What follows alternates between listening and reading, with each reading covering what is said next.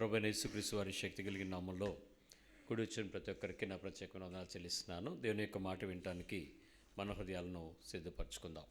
మనము పరీక్షించుకోవటానికి హృదయాన్ని సిద్ధపరచుకొని మన విశ్వాసాలను ఏ రీతిగా నిలవబెడుతున్నామో చెక్ చేసుకుంటున్నాం. మన రోమపత్రిక 1వ అధ్యాయము 29వ వచనం నుంచి కడవరి దినాలలో ఏ బలహీనతలు అయితే మన ముందుంటాయో వాటిలో ఒక్కొక్క భాగాన్ని మనం క్షుణ్ణంగా పరీక్షిస్తూ ఆ బలహీనతలని గెలుచుకొని ప్రభు ఎదుట నీతిగా నిలబడడానికి సిద్ధపడుతున్నాం.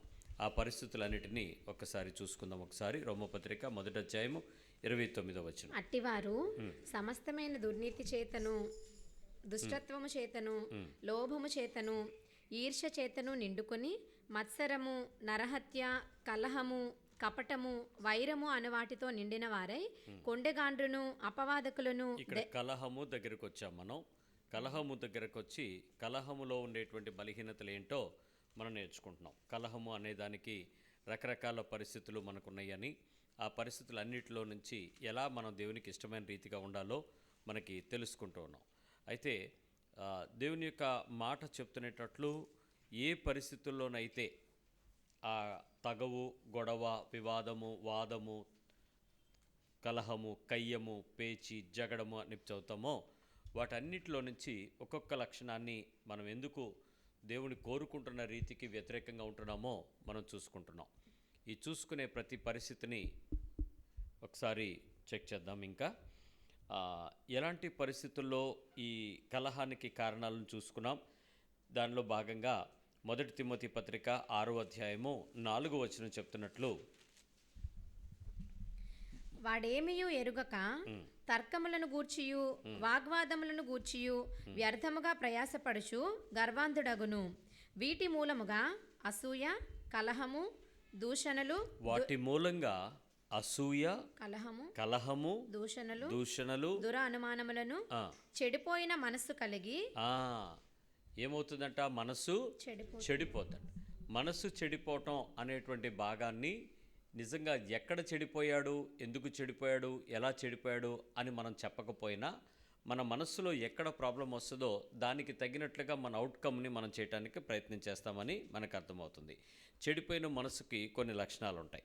ఆ చెడిపోయిన మనసుకి ఉండేటువంటి లక్షణాలలో మొదటిది ఏంటంటే మనస్సులో బాధ కలిగేటువంటి సందర్భాలు. రెండవది నా గురించి వారు ఏమనుకుంటారో అనే పరిస్థితులు. మూడవది సమాధాన ప్రయత్నం చేసేటప్పుడు విపరీతమైన పౌరుషాన్ని కలిగి ఉండడం. ఇక్కడ వరకు మనం దాన్ని వివరించుకున్నాం. 4వ విషయాన్ని చెప్తున్నాను, గమనించండి. ఈరోజు 4వ విషయం ఏంటంటే ముఖాన్ని త్రిప్పుకోవటం. కలహం యొక్క చెడిపోయిన మనసు యొక్క లక్షణం ఏంటి? ముఖాన్ని తిప్పేసుకోవటం. ముఖం తిప్పేసుకోవటం. ముఖం ఎప్పుడెప్పుడు తిప్పేసుకుంటాం? నచ్చనప్పుడు,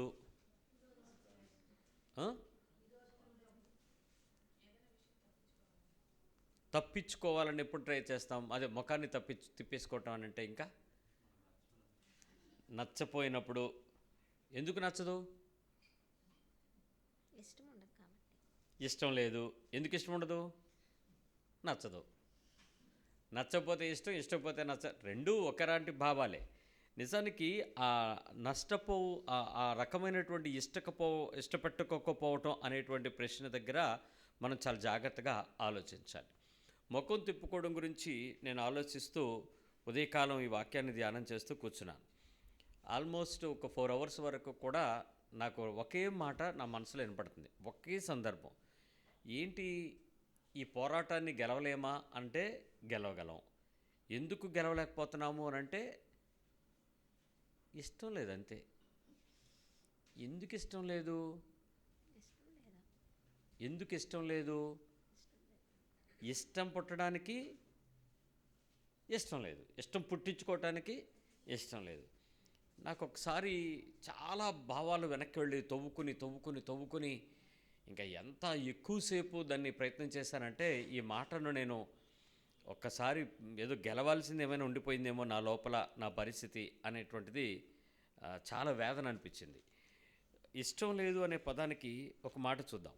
జ్వరం వచ్చింది, ఆహారం రుచించట్లేదు, లివర్ ఒప్పుకోదు, నువ్వు ఎక్కువ తినేస్తే నేను అరిగించుకోలేను, నాకు రెస్ట్ కావాలి అని చెప్పి లివర్ మనకేం చేస్తుందంటే చేదైన ఎంజైమ్ని రిలీజ్ చేస్తుంది. అప్పుడు నోరు అంతా ఏమైపోద్ది? నోరు చేదవడానికి కారణం ప్రాబ్లం లివర్ చేదు. నోట్లో ఏముండదు, నాలుక బాగానే ఉంటుంది. లివర్లో నుంచి వచ్చేటువంటి ఆ ఎంజైమ్ ఎప్పుడైతే నీ నాలికను తేడా చేసిందో, రుచిని తేడా చేసిందో, ఇంక మనిషికి ఏం తిన్నా కుదరదు. అప్పుడు మనం ఏం ప్రయత్నాలు చేస్తాం చెప్పండి? ఇష్టం లేకపోయినా కూడా తల్లులు ఏం చెప్తారు? అబ్బబ్బా మరి ఇష్టపెట్టుకుని తినాల్సిందే, అలాగైతే కుదరదు అని చెప్పి నాలిక్కి ఉసిరికాయ పచ్చడి, నిమ్మకాయ పచ్చడి, ఇంకా దబ్బకాయ పచ్చడి, పులుపు పదార్థాలతో నాలికలో ఉన్నటువంటి ఆ చేదు ఆ దానిని తగ్గించి, దాని భావాన్ని తగ్గించి నోటిలోనికి ఉమ్ము ఊరేలాగా చేసి రుచిని పుట్టించి అప్పుడు మళ్ళీ తిరిగి బలవంతంగా దాన్ని ఆహారాన్ని తీసుకునే ఏర్పాటు మనిషి చేయాలి.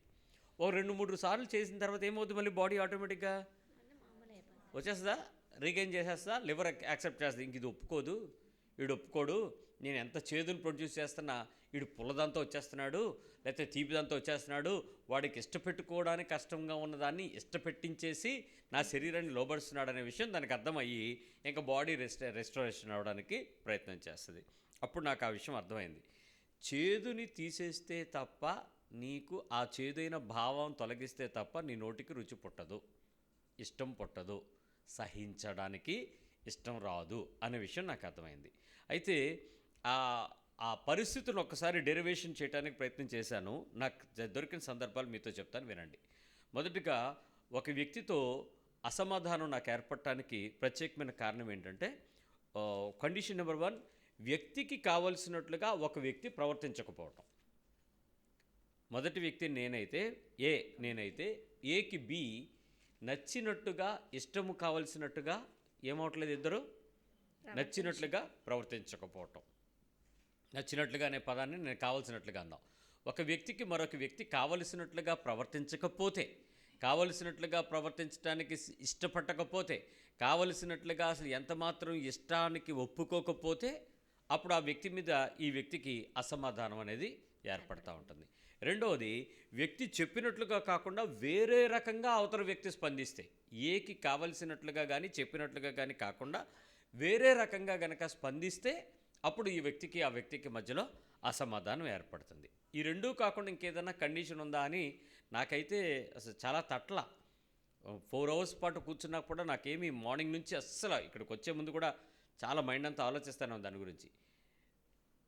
నీకెవరి మీదైనా, మీ ఇంట్లో భార్యాభర్తలు అనుకోండి, తల్లి పిల్ల అనుకోండి, ఇరుగు పొరుగు అనుకోండి, ఫ్రెండ్స్ అనుకోండి, ఇద్దరి మధ్యలో విభేదం రాగానే కారణాలు ఏమంటాయి ఎతకండి. ఒకరికి నచ్చినట్టు ఇంకోటి ఉండలేదు, నెక్స్ట్ అది వీళ్ళకి కావాల్సినట్టు అవతలలో ఉండలేదు, ఇంకేమైనా ఉంటాయా కారణాలు? నాకు అప్పుడు అనిపించింది చాలా సింపుల్ ప్రాబ్లం అయితే, ఇదేదో అనుకున్నాను కానీ అంత లేదు, ఈ రెండే అనమాట అయితే అని బాగా బాగా బాగా ఆలోచించడం ప్రారంభించాను. మీరు కూడా ఆలోచించి చూడండి. నాకు అవతల వ్యక్తి మీద చెడ్డ అభిప్రాయం కావడానికి ఏదో నాకు అసమాధానం అనిపించింది. వెంటనే నా ఫేస్ మారిపోయింది, నా షేప్ మారిపోయింది, నా వొకాబులరీ మారిపోయింది, నా కూర్చునే భంగిమ మారిపోయింది, అన్నీ మారిపోయినాయి. ఇంతకీ ప్రాబ్లం ఏంటి? నాకు నచ్చినట్టుగా అవతల వాళ్ళు ఉండలేదు, నాకు కావాల్సినట్టుగా అవతల వాళ్ళు స్పందించడం లేదు. ఈ రెండూ కాకుండా థర్డ్ రీజనే లేదు నాకు. అమ్మ నాయన, ఇంత చిన్నదానికి ఇంత అసమాధానాన్ని నేను తెచ్చుకుని రాత్రి నుంచి తెల్లవారు నిద్ర లేకుండా నరాలు చిట్లిపోతుంటే కోపం వచ్చి, కొంతమందికి ఈ మైగ్రెయిన్ పెయిన్ వచ్చేసి కొంతమంది కళ్ళు వాచిపోయి ఏడుపులు ఆపుకోలేక తిట్టుకుని ఫోన్లు పగలగొట్టుకుని, ఒకటా చెప్పండి అసలు ఏంటి సమస్య? అమ్మో, ఈ కలహం చిన్నది కాదు, ఇది ఒక్కొక్క రేంజ్లోకి తీసుకెళ్తుంది. ఆ రేంజ్లోకి వెళ్ళిన తర్వాత మనిషి మీద మనిషికి అసమాధానాన్ని తీసుకొస్తే కారణం చూస్తే మళ్ళీ బేసిక్ రెండే. అమ్మా, దొరికేసింది ఈరోజు నాకు తాళం, ఇంకా నా లైఫ్లో ఎవడొచ్చినా నాకు ఇంకా ప్రాబ్లం లేదు, అసమాధానం అనేది ఉండదు అని నాకైతే అనిపించింది. మీరు కూడా ఆ నిర్ణయంకి వచ్చేస్తారు ఈరోజు. నేను నవ్వుతున్నారు, డౌటా? వాక్యం వినేది దేనికి? ఈయన వెళ్ళిపోవడానికా? బాగా చెప్పాడని, ఏం చెప్పాడు వినటానికి. ఒకటి ఇప్పుడు నేనేమనుకున్నానంటే, ఈ రెండు కండిషన్స్, వ్యక్తికి కావాల్సినట్టు వ్యక్తి ప్రవర్తించకపోవడం, వ్యక్తి చెప్పినట్టు కాకుండా వేరొక రకంగా స్పందించడం, ఈ రెండే కారణాలు. ఈ రెండిట్లో ఫస్ట్ వ్యక్తికి కావాల్సినట్లుగా వ్యక్తి ప్రవర్తించకపోవటానికి ఒక ఆలోచన వస్తుంది, ఒక మైండ్ ఏంటంటే ఎందుకు వినరు, ఎందుకు చేయడు, ఎందుకు చెప్పడు, ఎందుకు, ఇది ప్రశ్న. ఒకసారి చెప్పండి అందరూ. ఎందుకు వినరు? అంతే. ఫస్ట్ కండిషన్, అవతల వ్యక్తికి నా మీద కావాల్సినట్టుగా ప్రవర్తించలేదు అన్న వెంటనే ఏ అనే పార్టీ బి అనే పార్టీ కావాల్సినట్టుగా ప్రవర్తించకపోయినప్పుడు ఏం ఆలోచిస్తుందనంటే ఎందుకు వినడు, ఎందుకు చూడడు, ఎందుకు చెప్పడు, ఎందుకు చెందడు, ఎందుకు అడగడు, ఎందుకు డాష్, పెద్ద question mark. This is condition. ఎవరు లేరా దీనిలో? మీకు గొడవ వచ్చినప్పుడు కారణం ఏంటి చెప్పండి? ఎందుకు, ఇది రీజన్. రెండోది ఏంటంటే కోపం తెచ్చుకొని వేరొక అభిప్రాయం తెచ్చుకొని అసహనం, దీని తాలూకా ప్రతిచర్య.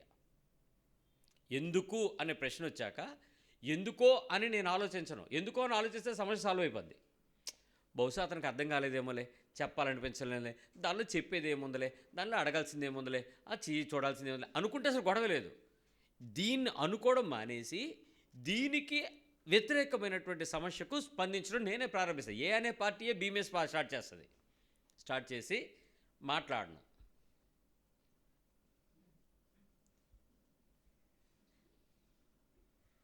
ఇంకా అక్కడి నుంచి మనిషి ఈ సహాయ నిరాకరణ ఉద్యమం, పెన్ డౌన్ కార్యక్రమం, నో కిచెన్, అదే ఘర్ లాక్, కిచెన్ లాక్, ఇంకా ఆ అభిప్రాయాన్ని తెచ్చుకోవడం ప్రారంభిస్తాం.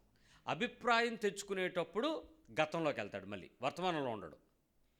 ఇంతకుముందు కూడా అంతే, అల్లప్పుడు ఇప్పుడు కూడా ఇంతే. ఎప్పుడు అడిగితే మీకు డేటా ఓపెన్ అయిపోద్ది, అది వదిలేండి. ఆ డేటా సైన్స్ మీ దగ్గర ఉన్నంత ఇంకే సైన్స్లోనూ ఉండదు. ఆ టక్కన అప్పుడు ఇలాగ విపరీతంగా అయిపోయి ఆ స్పందన అంతా వ్యతిరేకమైపోతుంది. బైబిల్ చెప్తుంది ఏంటంటే నీ రక్త సంబంధికి నువ్వు ముఖము తిప్పాలా తిప్పకూడదా? ఎప్పుడే తిప్పకూడదా? నేను అలా చెప్పారేంటి? రక్త సంబంధికి ముఖం తిప్పకూడదా? ముఖం తిప్పేయడం తిప్పకూడదు, అంటే వ్యతిరేకంగా తిప్పకూడదు. రక్త సంబంధి వైపు ముఖం ఉంచాలి ఎప్పుడూ కూడా. తీయండి ఒకసారి. ఉపవాసం గురించి మాట్లాడేటప్పుడు యెషయా గ్రంథకర్త ఆ విషయాన్ని చక్కగా చెప్పాడు.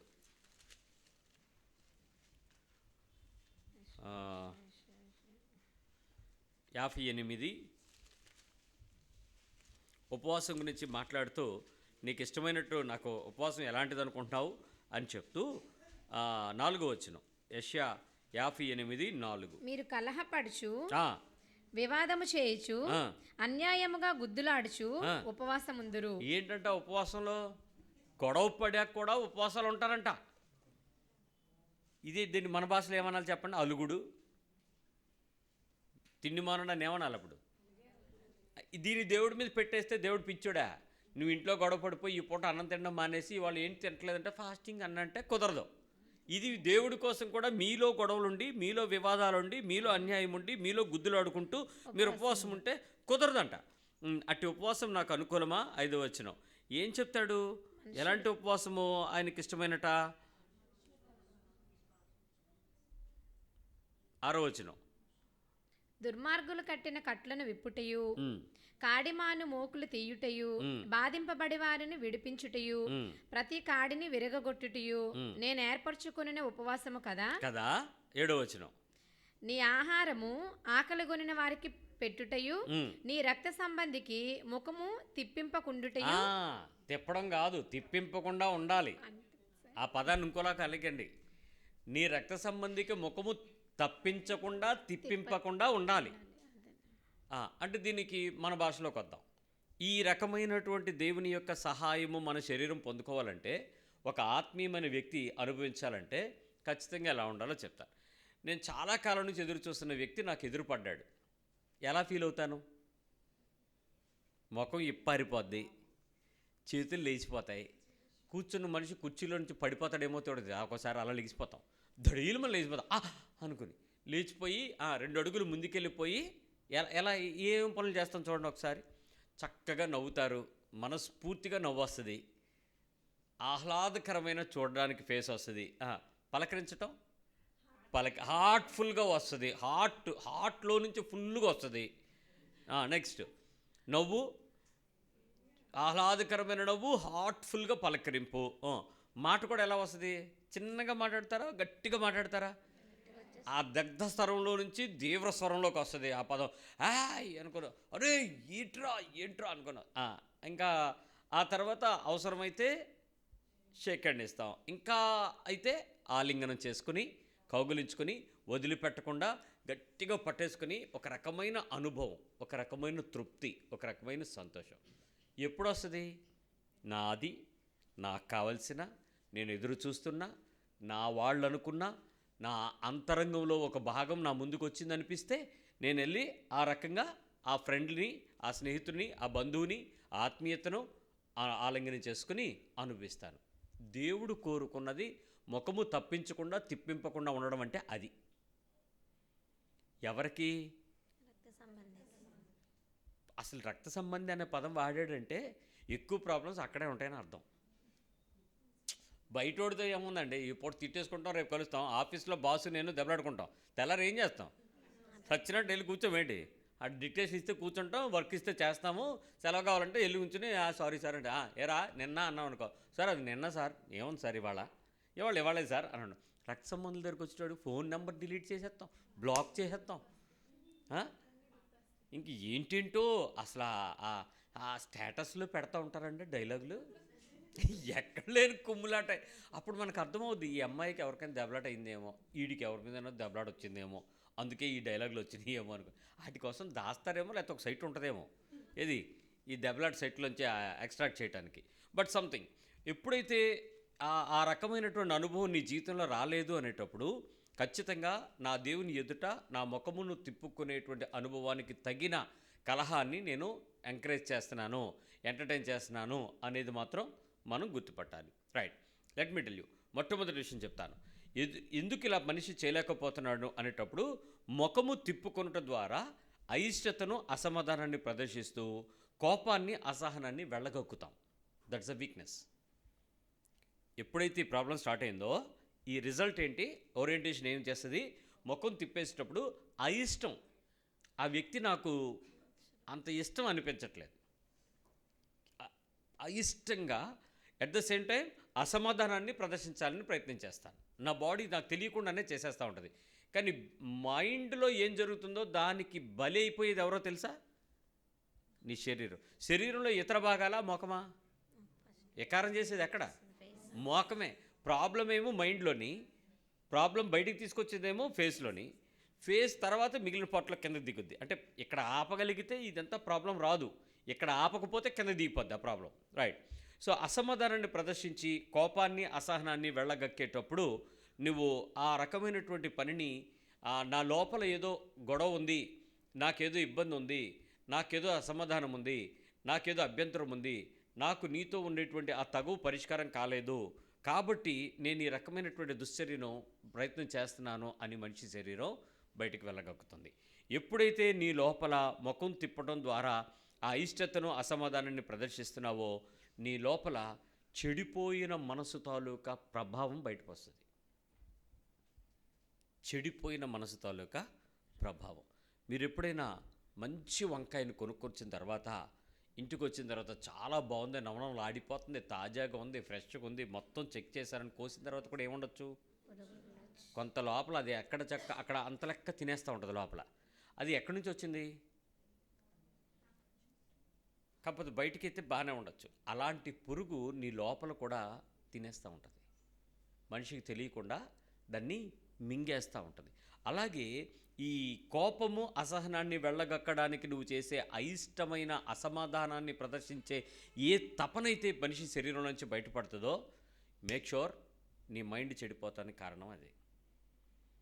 మనకు కూడా కోపం వచ్చినా, పలకరించకపోయినా, ఆప్యాయంగా ఉండకపోయినా, నిన్నట్లాగా ఈరోజు ఉండకపోయినా, ఆ రోజులాగా ఆనందించకపోయినా, ఒకలాగా ఉంటున్నా, ఆ ఒకలాగేంటో మీకు తెలుసు, అదే ఎకారంగా ఆ కారంగా ఉందంటుంటే దాని ప్రాబ్లం ఎక్కడుందంట? బాడీ కాదు, ఎక్కడ? Mind problem. ఆ మైండ్ని నేను డైరెక్ట్గా బైబిల్ ఏం చెప్తుంది, దాన్ని చెడిపోయిన మనసు. అది చెడిపోవడం ప్రారంభం. ఆ వంకాయని అలా వదిలేస్తే కొద్ది రోజులకి ఏమవుతుంది, శుభ్రంగా లోపల చక్కగా తిని తిని తిని తేడా చేసేస్తుంది. జాగ్రత్త. రెండో విషయం చెప్తాను. ఆ టైంలో ఆ మాట్లాడకపోవటం అనేటువంటిది చెడిపోయిన మనసులో నుంచి వచ్చే ముఖం తిప్పుకునే ప్రదర్శన ఏంటంటే, మాట్లాడకూడదు, అసహ్యాన్ని చూపాలి అనే ప్రయత్నం స్టార్ట్ చేస్తుంది. I should close my mouth.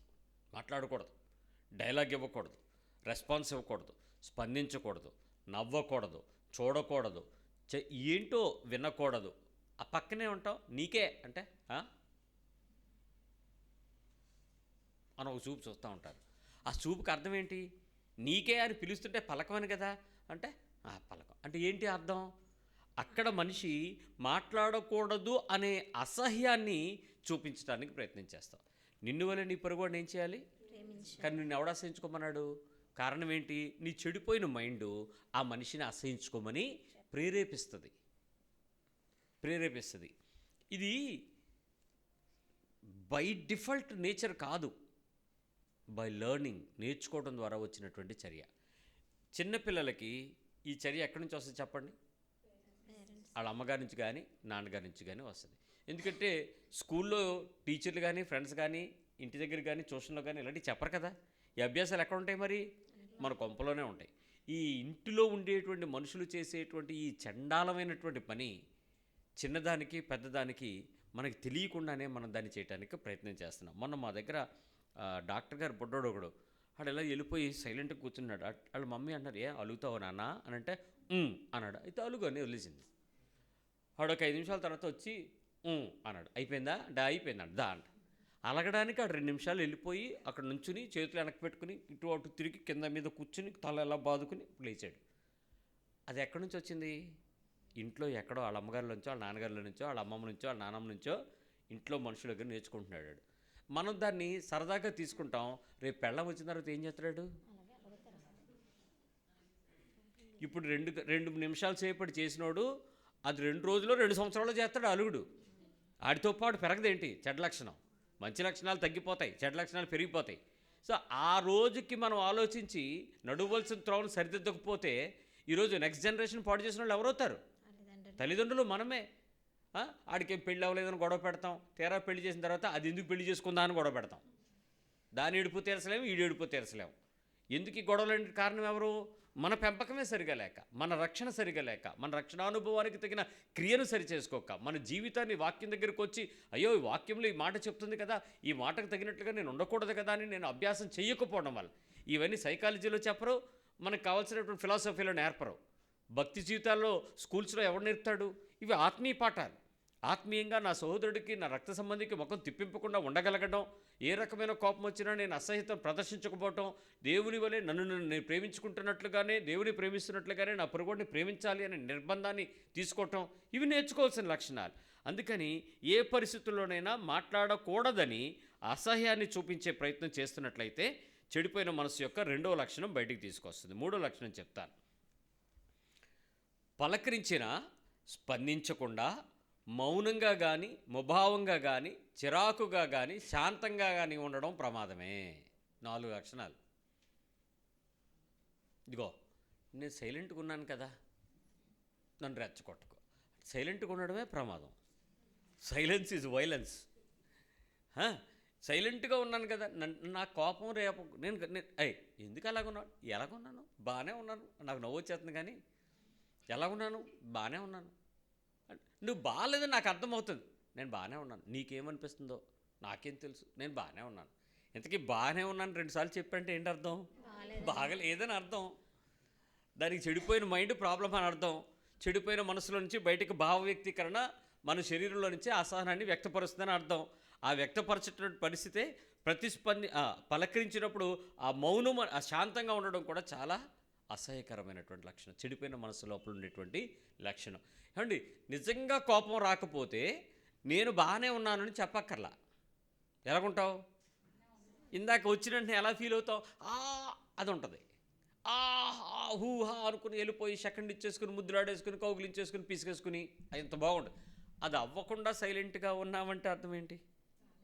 ఇప్పుడు ఇంట్లోకి వచ్చారా? బాగున్నారా, ఏదో వచ్చారా, అమ్మయ్యా రండి అనడానికేను. ఇప్పటివరకు ఎక్కడ ఏడిచావు అంటే, ఏడవడం ఏంటి, వచ్చాడుగా, ఇంట్లోకి వచ్చాడుగా, అడుగు పెట్టాడుగా, పెట్టిందిగా, ఎందుకు ఆ కోపం వచ్చింది అని అప్పుడు మొక్కగా చూసి, ఏడవడం ఏంటి, ఎక్కడే ఉన్నాను అని ఎక్కడే ఉంటే ఫోన్ ఎత్తాలి, వస్తున్నాను కదా అని ఫోన్ ఎత్తలేదు అంటే ఫోన్ ఎత్తవా, నిర్లక్ష్యం నీకు, ఇంతకీ ప్రాబ్లం ఏంటి, డైలాగ్ టు డైలాగ్ ఎందుకు వెళ్తుంది, మైండ్ చెడిపోయింది, స్విచ్ డిస్టర్బ్ అయింది. ఆ పాయింట్ ట్రిగ్గర్ సరిగ్గా అవ్వకపోతే స్విచ్ 4 సార్లు వేస్తాం కదా, టిక్ టిక్ టిక్ టిక్, అదనమాట టిక్ టిక్ అవుతుంది అక్కడ, అందరికీ అవుతుంది ఇవాళ లోపల. సో ఎందుకు ఆ టిక్ టిక్ అవుతుందంటే అది మైండ్ చెడిపోయిన మనసు యొక్క ప్రభావం. మీకు తెలుసా, అపవాదికి ఎక్కడ చోటిస్తావో తెలుసా, అసమాధానం దగ్గరే. సమాధానకర్త అయిన దేవుడు శీఘ్రముగా, అపవాది ఎవడిని మింగుదునా, వాడు ఇంకా యాక్టివ్గా ఉంటాడు, యేసుప్రభు కన్నా యాక్టివ్గా ఉంటాడు. ప్రభు రక్షణ కాలం కొరకు వెయిట్ చేస్తాడు, ఈ వెయిట్ చేయడు, ముందే దూసుకొస్తాడు. మీరు చిన్న చోటు ఇస్తే చాలు ఎంటర్ అయిపోతాడు అంతే, కుమరపురులాగా. జాగ్రత్త సుమి. మొదటిది శాంతంగా ఉండడం, రెండవది చిరాకు, మనకు తెలిసిందే, చిరాకు పడతాం. చిరాకు అంటే రొసరొసలు, ఇంకా సుయి సై అట్లు రకరకాలుగా ఉంటాయి. అంటే ఈ చిరాకు స్వభావాన్ని కారణానిక అకారణానిక చెప్పండి. ఇంతకీ నాకు కోపం వచ్చిందని కోపాన్ని వ్యక్తపరచటం, మా ఇద్దరి మధ్యలో అభ్యంతరం వచ్చిందని కావలసినట్లుగా ప్రవర్తించకపోతున్నాడని, వేరొక రకంగా స్పందిస్తున్నాడనేటువంటి భావానికి నేను చేయాల్సిన పని చేయకపోగా చెయ్యకూడని పాపాన్ని నేను దగ్గరికి తెచ్చుకుంటున్నాను. అది యేసుప్రభు వారు బాధపడేది. తప్పు నేను నిజంగా నాకు కోపం వచ్చిందనుకోండి, ఆ కోపాన్ని వెంటనే నేను వెళ్ళగక్కటానికి కావలసిన సమాధానాన్ని వెతకటానికి ప్రయత్నం చేయాలి. ఆ సమాధానాన్ని ఈ క్షణానికి కాక వేరే క్షణానికి వాయిదా వేస్తే దాన్ని గొడవ అంటారు. దాన్ని మరొక రకంగా దాన్ని సమాధానం పరిష్కరించుకోవడానికి ప్రయత్నం చేస్తే తగు అంటారు. దాన్ని మరొక రకమైన పరిస్థితుల్లో అవతల వాడిని గెలవాలని ప్రయత్నం చేస్తే వివాదం అయిపోతుంది. ఇలా రకరకాల పరిస్థితులు పెంచుకెళ్ళిపోతున్నాం మనం. దాన్ని అలా పెంచుకోవాల్సిన పని లేదే. ఆ నిమిషానికి నేను దీన్ని ఎలా పరిష్కరించుకోవాలి అనే బదులు దీన్ని ఎలా వ్యక్తీకరించాలి అనేది ప్రయత్నం చేస్తున్నాం. నాకు సొల్యూషన్ కావాలా, ఎక్స్ప్రెషన్ ఇవ్వడం కావాలా, నాకు సమస్యకు పరిష్కారం కావాలా, నా బాధను పట్టించుకోవట్లేదు ఈయన అని చెప్పాలా? ఈ గొడవ అంతా ఏంటో తెలుసా, సొల్యూషన్ కాదు, నేను బాధపడుతున్నాను, నువ్వు బాధపడాలని నేను బాధపడుతున్నాను, దానికి అందరం కలిపి బాధ పెట్టుకుంటున్నాం అంతే. కలహము చిన్న విషయం కాదు, కలహం చిన్న విషయం కాదు. ఇది సమాధానము ఒక వ్యక్తిలో ప్రారంభమై కుటుంబము, సమాజము, దేశముల మధ్యలో కలహాలు ప్రారంభమైపోతాయి ఆఖరి రోజుల్లో.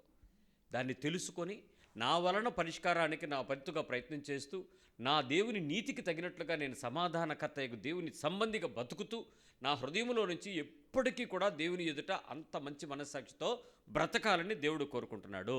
రెండవది చిరాకు. మూడవది ఏంటంటే ముభావంగా ఉండడం. ఎప్పుడైనా ఉన్నారా ముభావంగా?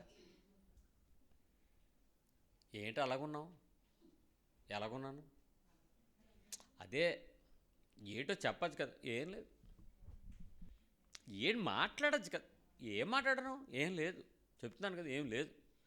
అరే ఏదైనా ఉంటే మాట్లాడుకుందాం, చెప్పు, అడుగు, పోనీ ఏమన్నా మాట్లాడు, పోనీ ఏమన్నా అంటే అనే పోనీ కొడితే కొట్టే, తిట్టే, ఏం లేదన్నాను కదా. ఏదో ఉంది, చెడిపోయింది లోపల. ఆ చెడిపోయిన తర్వాత బయటికి ఏమీ లేనట్టే కనపడతా ఉంటుంది, ఏమీ లేదనే చెప్తూ ఉంటుంది. ఏదో ఉందని ఎందుకు చెప్పేస్తే గొడవ ఉంటుంది కదా, పరిష్కారం అయిపోద్ది. కానీ అవ్వనివ్వదు. దీని వెనక కారణం ఎవరు? నేనా, అదే నేను అనే వ్యక్తిత్వమా, లేదా ఇంకెవరైనా బయట నుంచి వచ్చి ఎవరైనా కెలుగుతున్నాడా మనల్ని? సో ఇప్పుడు యుద్ధం ఎవరిలో, పరిష్కారం ఎవరు ఎతకాలి? ఇప్పుడు సమస్య కారణం ఎవరిని చూపిస్తున్నావు? అవతల వ్యక్తి, అవతల పరిస్థితి, అవతల సమయం, అవతల అవుట్పుట్. కానీ అదంతా కారణం కాదు. యుద్ధం ఎవరిది? ఇప్పుడు నా లోపల జరుగుతుంది, అంతరంగంలో పోరాటం. నాలుగోది మౌనం. శాంతం వేరు, మౌనం వేరు. మౌనం అంటే పిల్లల మీద అప్పుడప్పుడు తల్లిదండ్రులకు స్ట్రైక్ వచ్చినప్పుడు చేస్తారు చూడండి మౌనం. అమ్మా అంటే అక్కడ పాలు ఇచ్చేస్తూ ఉంటారు, టిఫిన్ పెట్టేస్తూ ఉంటుంది, క్యారేజ్ సర్దేస్తూ ఉంటుంది, మాట్లాడదు, మౌనం, సైలెంట్ అయిపోతాడు. వీళ్ళు ఎంత నలిగిపోతుంటారంటే పిల్లలు, ఈ మా మమ్మీ అంటే అసలు ఏం మాట్లాడుకున్నాం, పుస్తకాలు సర్దేస్తుంటారు, అన్నీ పెట్టేస్తుంటారు, హోంవర్క్ చేయలేదేమో చూసుకుని నీరు పెట్టేస్తుంటుంది. ఇంకా పిల్లలకు ఉంటుందండి టెన్షను, మాట్లాడకపోతుంటే ఉండే నొప్పి, ఆ మౌనం, అదే భార్యాభర్తల మధ్య, అదే స్నేహితుల మధ్య, అదే కుటుంబీకుల మధ్య, రక్తబంధువుల మధ్య, సహవాసుల మధ్య, నీ దేవునితో కూడా అదే feeling. With God is the same feeling. ఇక్కడ నువ్వు మౌనం ఎవరి మీద ఉన్నావో, ఎవరితో ఉన్నావో నీ పరిస్థితికి నువ్వు పడతావు, కానీ బలహీనత ఏంటో తెలుసా? దేవునితో కూడా నువ్వు అక్కడ మౌనంగానే ఉంటావు. కనీసం ఆ టైంలో ప్రార్థన వస్తుందా? కారణం ఏంటి? అది భావ వ్యక్తీకరణలో ప్రమాదమైనటువంటి అంశము మనస్సు చెడిపోకుండా చూసుకోవటం, మనసును స్థిరంగా ఉంచుకోవటం, మనసును దృఢపరుచుకోవటం, మనసులను బలపరుచుకోవటం. ఈ లక్షణాలు నేర్చుకోవాలి ఆత్మీయతలో. చిన్న విషయానికి ఈ రకమైనటువంటి అసహనాన్ని ప్రదర్శిస్తే ఒక తల్లిగా నీ పరిణితి ఏంటి? ఒక తండ్రిగా నీ ఉన్నతత్వం ఎక్కడ? ఒక స్నేహితుడిగా నీ ఔన్నత్యం ఏంటి? నీవేం నేర్చుకున్నావు? నీ దగ్గరికి నేను ఎందుకు ఉండాలి? నీతో నేను ఎందుకు ఆ ప్రేమను చూపించాలి? నీ వల్ల నాకున్న ప్రయోజనం ఏంటి?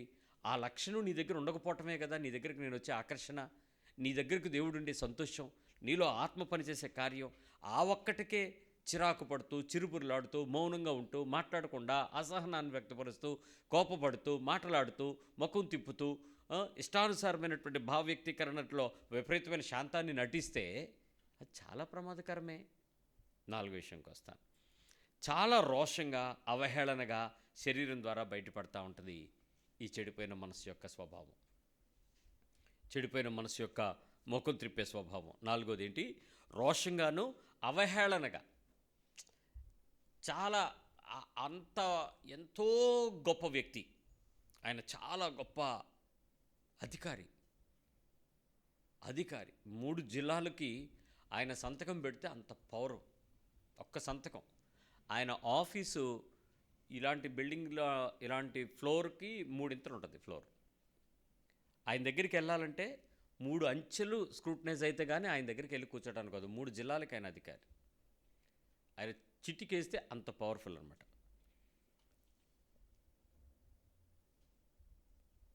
వాళ్ళ ఆవిడ ఏమంటారు తెలుసా?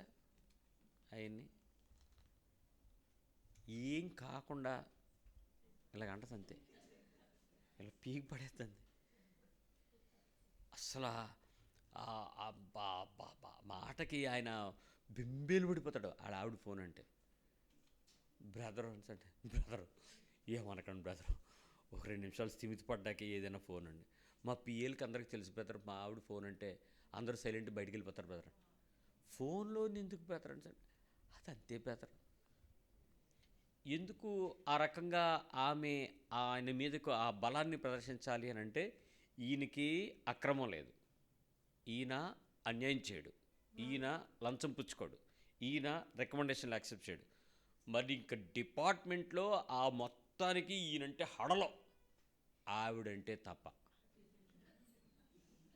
ఓ రోజు చెప్పి నన్ను తీసుకెళ్ళండి తేల్చేస్తాను. వద్దండి బాబు, నీ మీద మరి అదెందుకు పాడు చేసుకుంటాను, నీ బట్టి నాకు ఒక్క గొప్ప అభిమానం, వద్దు బాబు. వెళ్ళాక అసలు అక్కడ కాఫీ అయిపోయింది అనుకో, నా ముఖం చెల్లదు, వద్దులే బాబు అని. నేను అవన్నీ తాగను, ఫుల్గా నీ ముందే మంచినీళ్ళు తాగేస్తాను, పద వెళ్దామని. మొత్తానికి ఇంటికి వెళ్ళాం, కూర్చున్నాం. వచ్చింది ఆవిడ, పలకరించింది.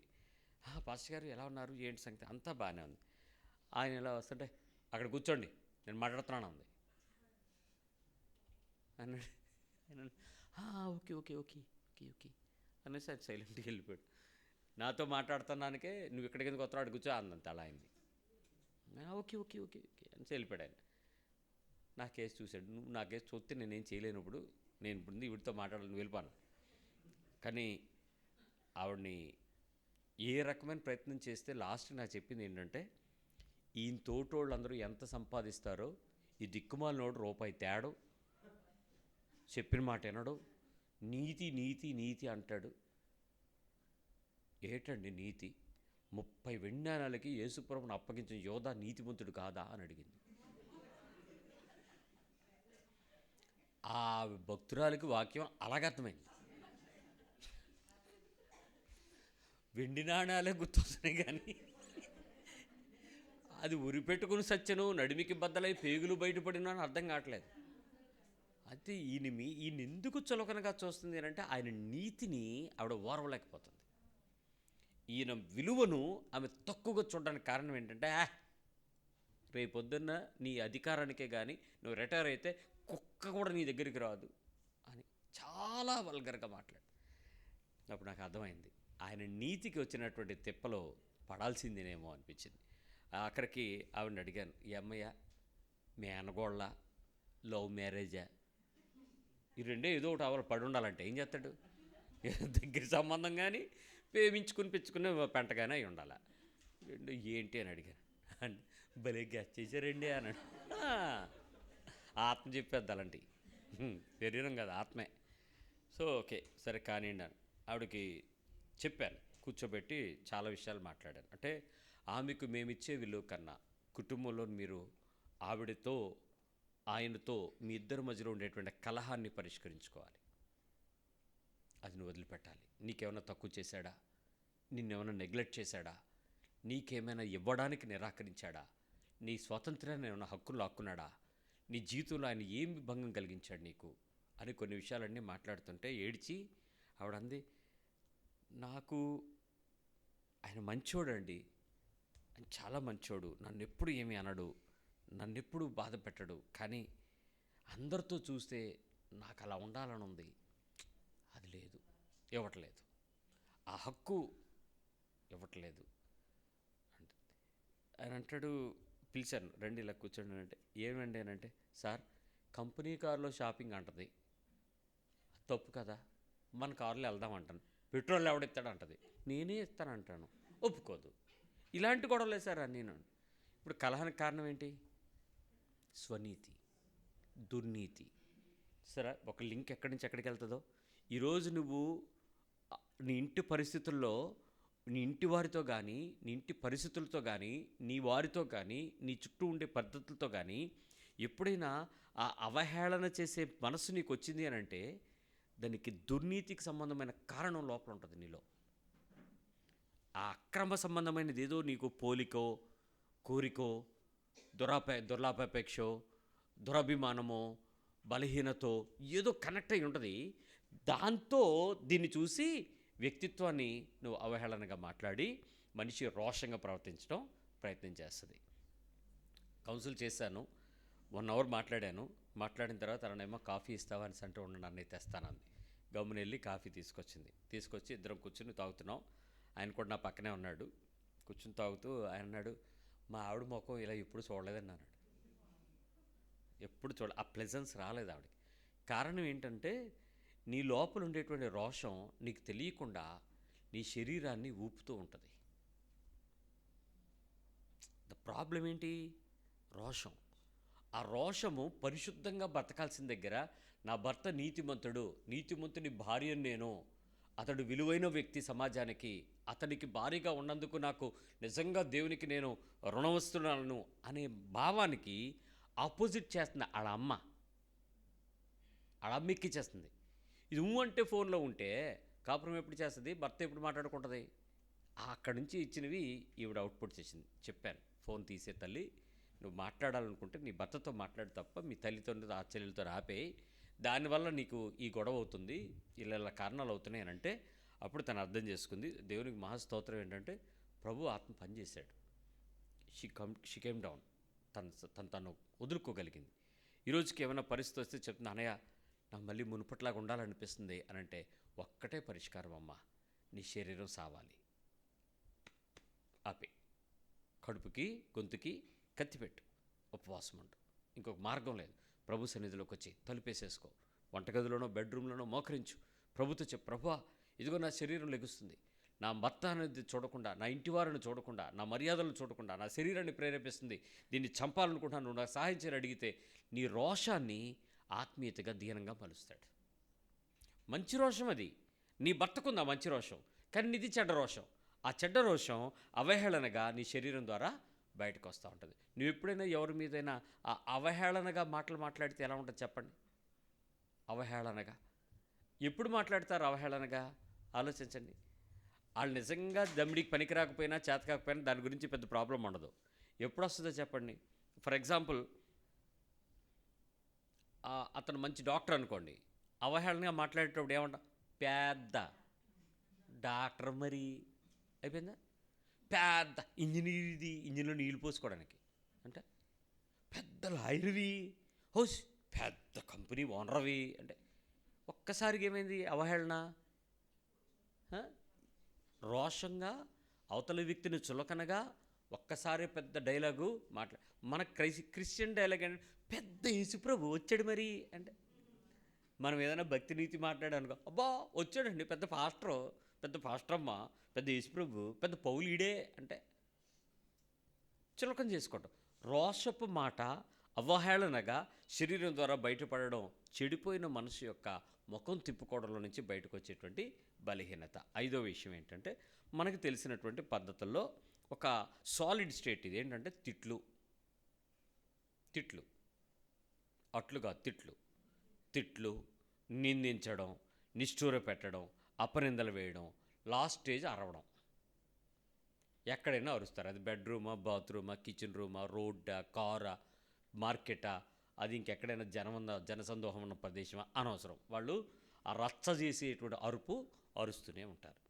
ఇది కూడా చెడిపోయిన మనసులో నుంచి ముఖము తిప్పుకునేటువంటి పరిస్థితుల మధ్యలో లక్షణం.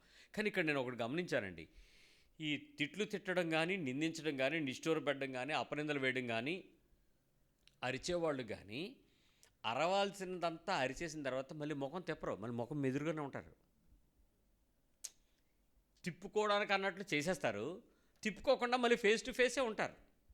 ఇలా ఎందుకు అరిచావు అని అడిగితే ఏం చెప్తారు తెలుసా? నేను చాలామంది చూశాను, ఎందుకు దెబ్బలాడుకున్నారు అని సార్ అంటే అదేటో రండి దెబ్బలాడాలనిపించింది అంటది. దెబ్బలాడాలనిపించడం ఏంటి?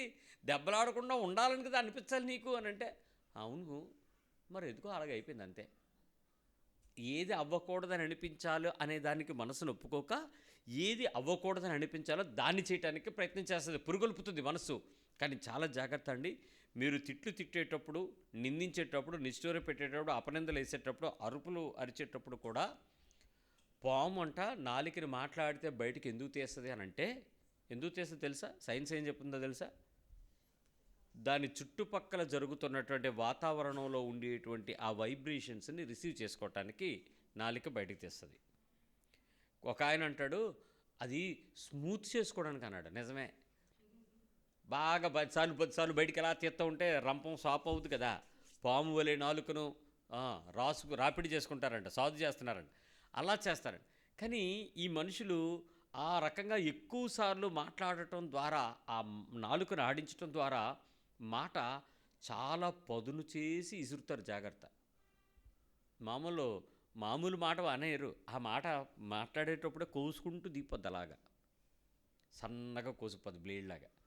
ఆ మాట పదునైన మాటగా మాట్లాడేటప్పుడే మనిషి లోపల కలహము వలన వచ్చినటువంటి ముఖం తిప్పుకోవడం ద్వారా వచ్చే చెడు మనస్సును కడిగి ఆ భావాన్ని బయటకు తెచ్చేటప్పుడు చేస్తూ ఉంటాం.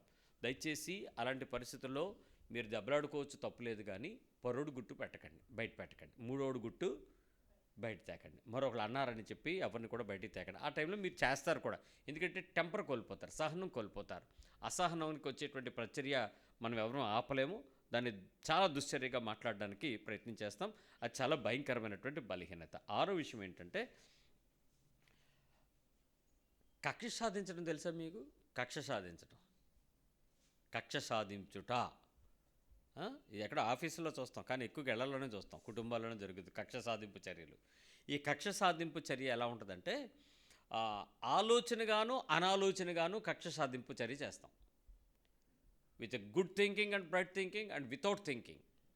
మంచి ఆలోచనగా చేస్తాం, ఆడిని ఏం చేస్తే ఏడిపించవచ్చు, ఏం చేస్తే దుఃఖపెట్టచ్చు, దాన్ని ఏం చేస్తే ఆవిడ బాధపడదు, ఏం చేస్తే ఆయన ఇలా అవుతాడు, ఇది ఆలోచితంగా. కొన్నిసార్లు ఏంటంటే కక్ష సాధింపు చర్య కదా, అనాలోచితంగా చేస్తూ ఉంటాం, చాలా అనాలోచితంగా కక్ష సాధింపు చర్య.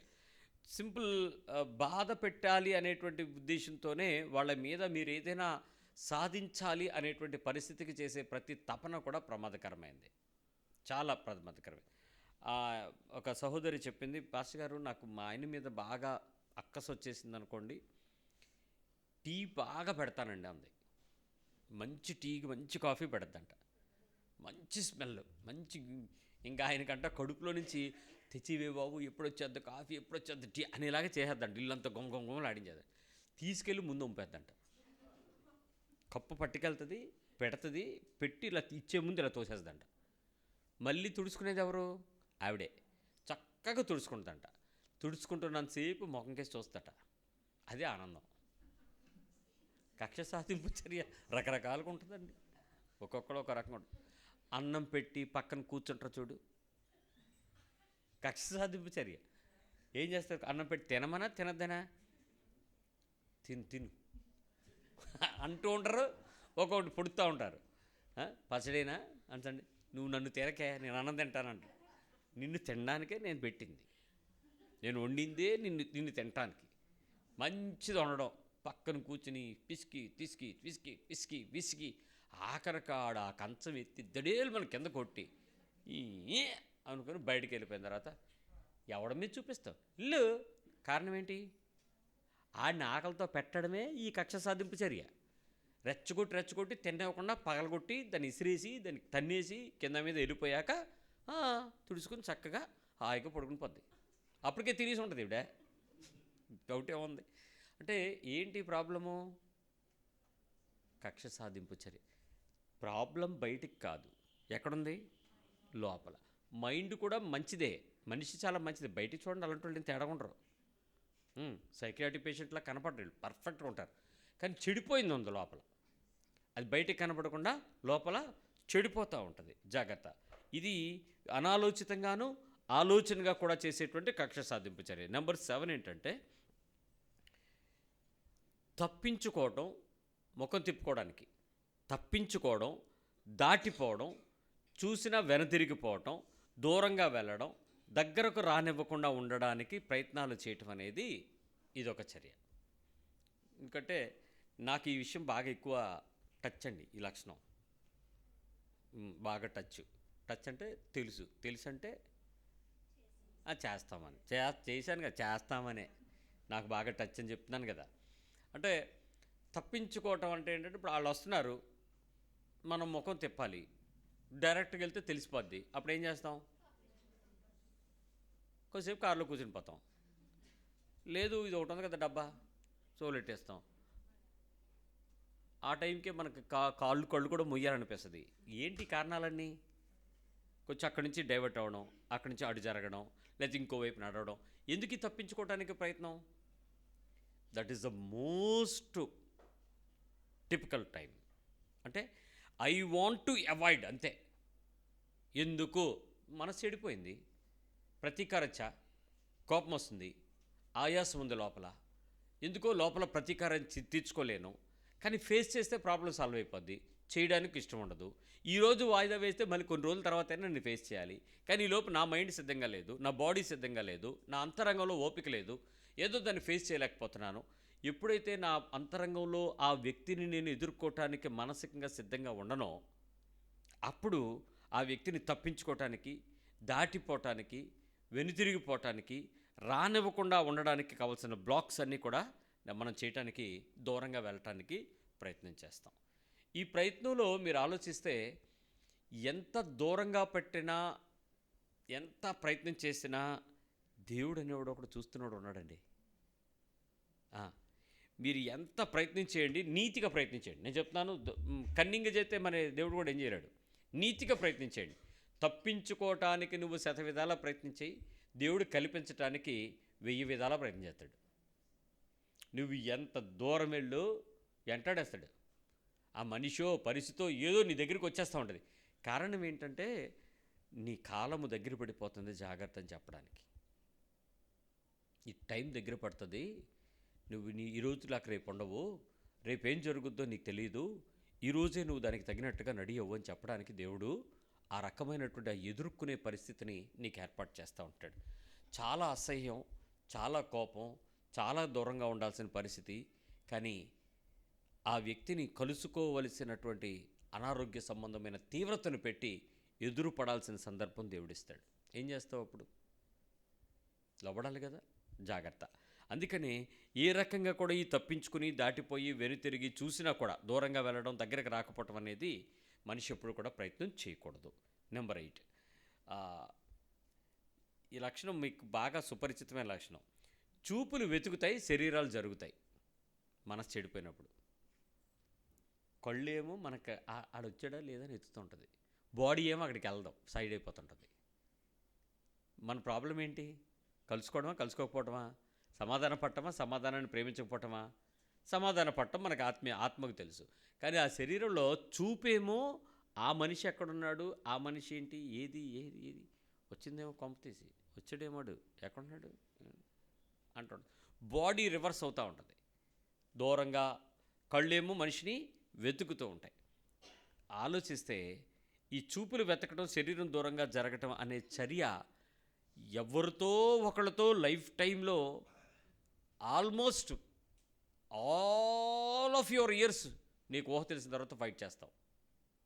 ఒక్కరోజు కాదు, ఆల్ ఆఫ్ ది ఇయర్స్.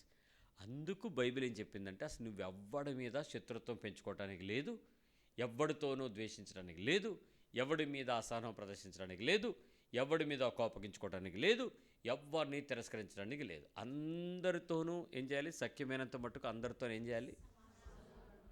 ఏం చేయాలి? మళ్ళీ చెప్పండి, పక్క వాళ్ళకి చెప్పండి. సఖ్యమైనంత మట్టుకు అందరితోనూ అందరితోనూ అందరితోనూ అందరితోనూ సాధ్యమైనంత మట్టుకు, సఖ్యమైనంత మట్టుకు అంటే మధ్యలో సఖ్యం సాధ్యం కాకపోతే వదిలేమనే,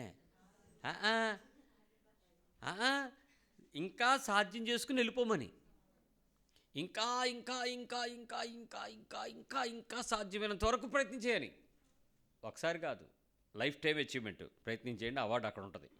నెంబర్ 9, వ్యతిరేకమైన భావాన్ని తక్కువగా ఎక్కువగా క్రూరంగా ప్రదర్శించేటువంటి పని మనిషి చేయకూడదు. వ్యతిరేకమైన భావాన్ని ఈ అవతల వ్యక్తి మీద అపోజిషన్ ఏం చేస్తారంటే తక్కువగా కానీ ఎక్కువగా కానీ క్రూరంగా కానీ ప్రదర్శిస్తూ ఉంటారు. ఇక్కడ కొంచెం ఈ మాటను మీరు అర్థం చేసుకోవడానికి ప్రయత్నం చేయండి. ఈ లక్షణం మీరు గెలిచేస్తారని చెప్పాను కదా, దగ్గరికి వచ్చారు, విజయానికి దగ్గరలో ఉన్నారు మీరు. ఇంకో 2 మెట్లే టక్కన ఎక్కేస్తే గెలిచేసి కప్ మీదే. ఏం చేస్తారంటే వ్యతిరేకమైన భావాన్ని లిమిట్ చేయండి. మీ పక్కన చెప్పండి, తక్కువ చేయండి అని. ఎక్కువ చేయాలనిపిస్తుంది, దాన్ని ఏం చేయండి? తక్కువగా చేయండి. తక్కువగా కానీ ఎక్కువగా కానీ క్రూరంగా కానీ ప్రదర్శిస్తూ ఉంటారు. క్రూరంగా కానీ మీకు ఎప్పుడైనా ఇలాంటి పరిస్థితి మీకు ఎదురుపడుతున్నప్పుడు, మీరు ఇంట్లో జరిగే పరిస్థితి అనుకోండి, తలుపు స్మూత్గా వేస్తారా గట్టిగా వేస్తారా? అది క్రూరమైన ప్రవర్తన. గ్లాసు పెట్టేటప్పుడు ఎలా పెడతారు? మంచినీళ్ళు అయితే ఆ సొట్టపడద్దు కింద, అంత గట్టి కొడతారు. గొచ్చు అయితే మంచి మెత్తంది అయితే పగల కొడతారు కూడా, టబీమని పెడతారు ఆ నీళ్లు తులిపోయేలాగా.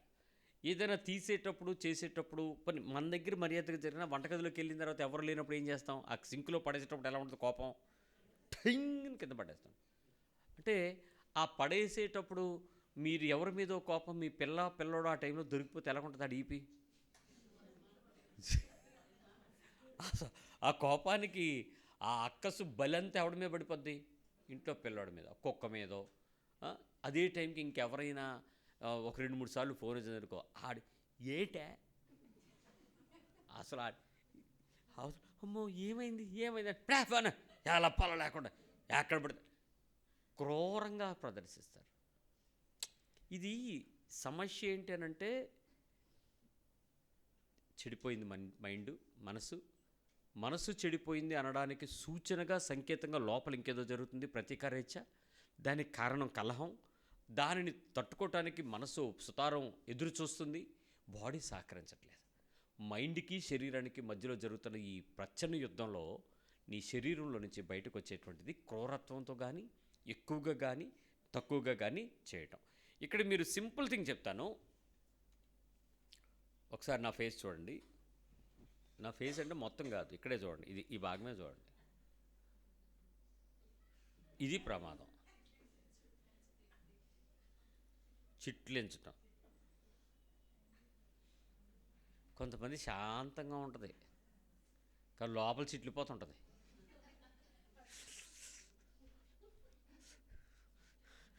ఇది ఏమవ్వదు,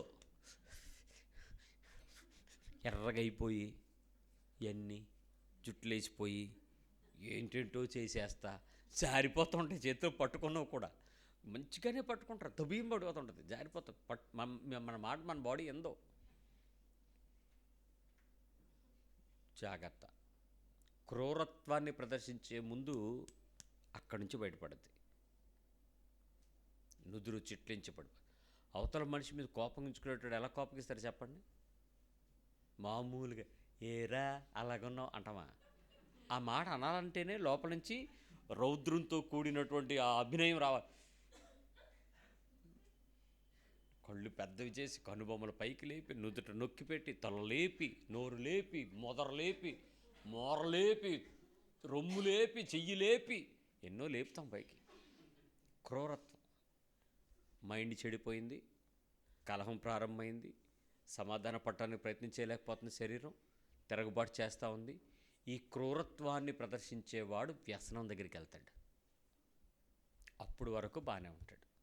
మగవాడైతే మందు తాగుతాడు, ఇంకా సిగరెట్ తాగుతాడు, నిషా పదార్థాలకు వెళ్తాడు. కారణం ఏంటంటే ఓ ధీమా, ఈ టైంలో ఇది చేసేస్తే నేనేమైనా చేసేయచ్చు ఎవడేమన్నాడు అనుకుని. కానీ ఎంత అసహ్యత దేవుని ఎదుట శరీరాన్ని అపవిత్రం చేస్తున్నాడు. అలాగే ఆ టైంలో నువ్వు చేస్తున్నటువంటి ఆ గంభీర దుశ్చర్యలన్నీ